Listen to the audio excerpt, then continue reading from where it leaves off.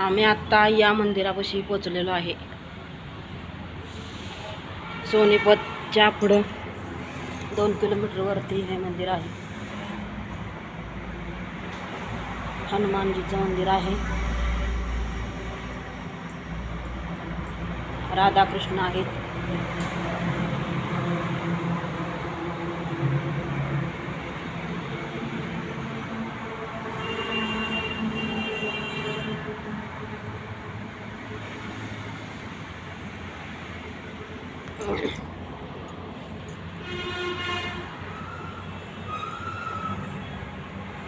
हे इथलं पंडित आहेत.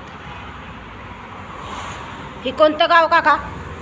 इस गाव का नाम क्या है? कोणता?